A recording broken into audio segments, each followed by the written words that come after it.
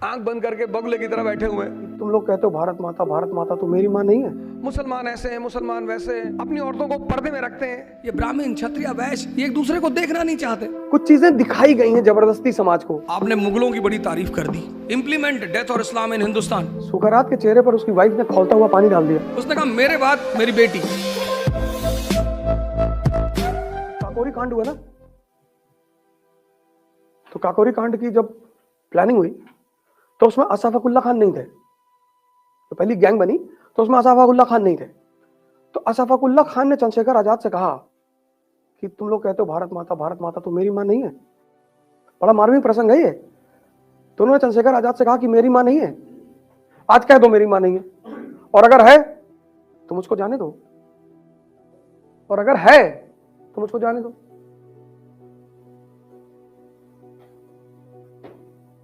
गए ना, फांसी हुई ना।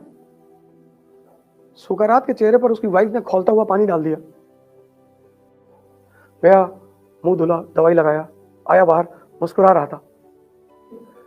तो उसके शिष्यों ने कहा कि हम गुरुजी मुस्कुरा रहे हैं। कहा दूसरा वाला साइड बच गया। इसको बोलते हैं नजरिया, कि तुम देखते किधर हो। यही तो पिछले 30 साल में इस देश में क्या हुआ। कुछ चीजें दिखाई गई हैं जबरदस्ती समाज को। ये मुसलमान, ये दलित, ये ब्राह्मण, यही तो मैं कह रहा हूं। है नहीं, दिखाई गई हैं, दिखाई है नहीं, दिखाई गई हैं, और इतनी गहराई में दिखाई गई हैं कि अब व्यक्ति को लगता है कि यही सही है। जलालुद्दीन मंगबरानी, ये सब नाम नोट कर लेना। मुसलमान हिंदुस्तान की सरजमी पर आता है, इल्तुतमिश से कहता है कि मुझे शरण दे दो चंगेज खान के खिलाफ।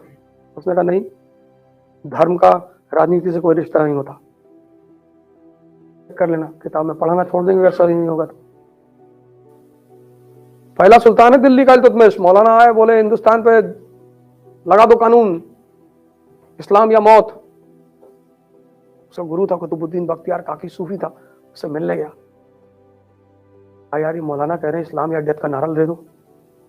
तो सूफी ने कहा ये तुम्हारा जो क्राउन है कितने का है? कहा 5 करोड़ का। कहा मौलाना की टोपी? कहा 2 रुपए की। तो बोला बदतमीज, अपने क्राउन की कीमत के हिसाब से सोचो। वो अलाउद्दीन खिलजी कहता है कि कयामत के दिन मेरे साथ क्या होगा मुझे नहीं पता, मैं वो करता हूं जो मेरी प्रजा के लिए अच्छा है। और कितनी एग्जाम्पल देते तुमको।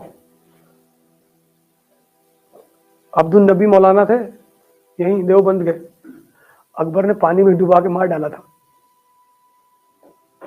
ये सब नाम लिख लो, कर लेना। एक बहुत बड़े मौलाना थे शेख अहमद सरहिंदी, उनको जहांगीर 12 साल जेल में रखा था। 12 साल, पता क्यों? एक बार आए जहांगीर से कहे कि जिब्राइल मेरे सपने में आए थे। इस्लाम में जैसे हिंदुइज्म में गणेश जी हैं, ऐसे इस्लाम में जिब्राइल है। तो बोले जिब्राइल मेरे सपने में आए और बोले कि हिंदुस्तान में तुम इस्लाम, दारुल इस्लाम बनाओ, इस्लाम हिंदुस्तान को, सबको मुसलमान बना दो।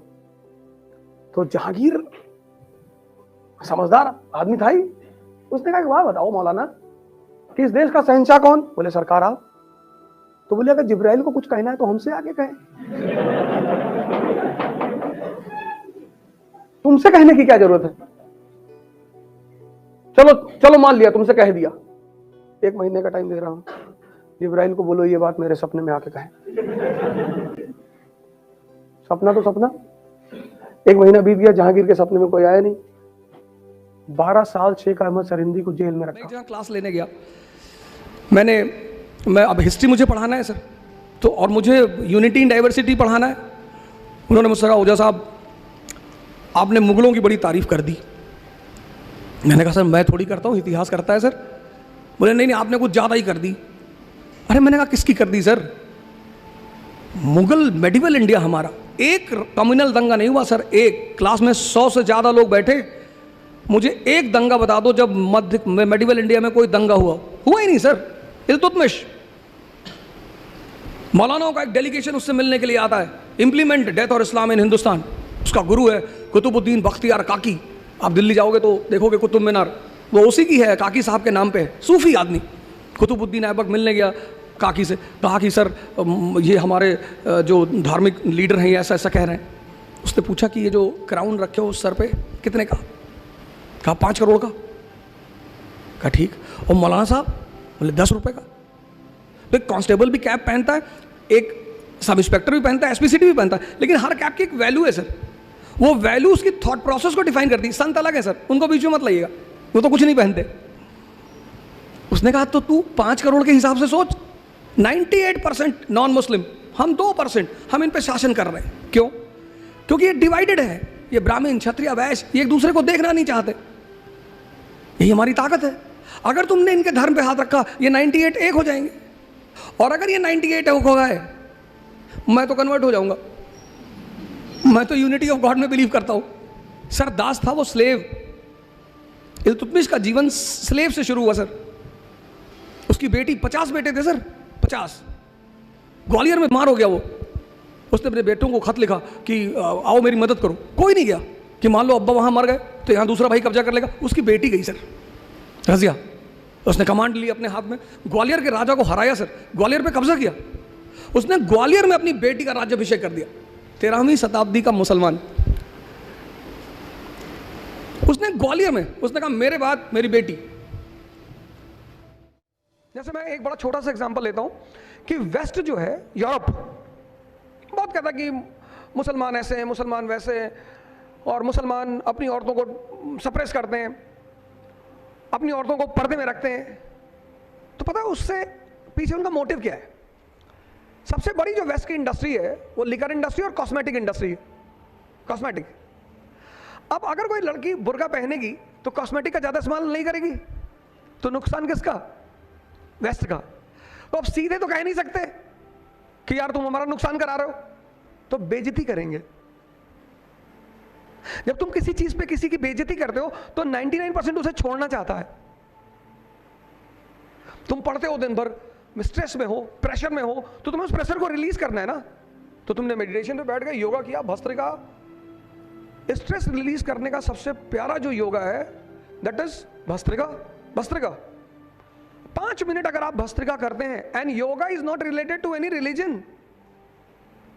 नमाज जो है that is a combination of meditation and yoga. जितने भी रिलीजन हैं वो सारे मन की ही बात करते हैं। Bhastrika, the movement of breathing. आपने 6 घंटे पढ़ाई की, आपका मन भारी हो गया, तो वेस्ट क्या करेगा? मेडिटेशन की बेइज्जती करेगा कि ये आंख बंद करके बगल की तरह बैठे हुए हैं।